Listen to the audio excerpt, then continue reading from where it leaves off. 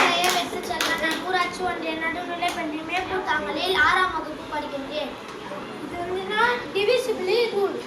இப்போ divisibility rule வந்து இதில் வந்து நான் என்ன போகிறேன் 55 வந்தது. இந்த 55 எந்தெந்த டேபிள்லாம் வகுப்படம்னு இந்த divisibility rule la paakurom. 55 na divisibility by 2.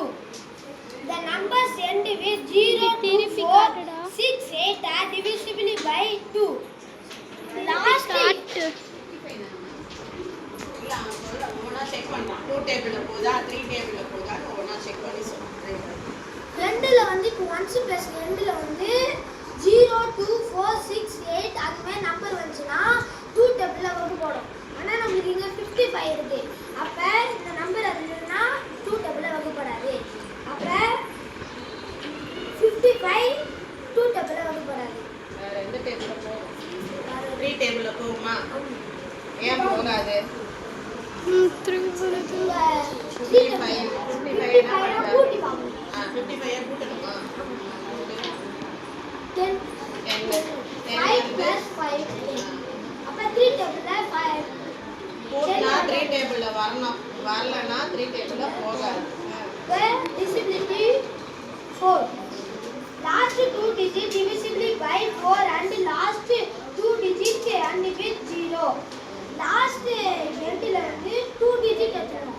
அந்த 2 digit எடுத்துட்டு 4 டேபிள்ல வகுத்து பார்த்தா அது ரிமைண்டர் 0 வந்துச்சுனா அது 4 டேபிள்ல வகுப்படும். அப்படினா எண்ட்ல வந்து 0 இருந்துச்சுனா 4 டேபிள்ல வகுப்படும்.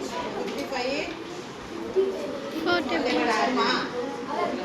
வராது. இப்போ 5 divisible by 5. The last digit end with 0 and 5. End 1 plus ல last number வந்து 0 and 5 தான் அது அஞ்சாம் டேபிள்ல வகுப்படும். அப்ப 55 1 plus ல 5 இருக்கு. அப்ப அஞ்சாம் டேபிள்ல வகுப்படும். divisible by 6 போதும். 55 5 டேபிள்ல போச்சா இல்லையா நீ செக் பண்ணிட்ட. வேற ஒரு டேபிளையும் போகும். என்ன டேபிள்ல? 55 வேற எந்த டேபிள்ல போகும்? 11 டேபிள். அப்ப 11 டேபிளோட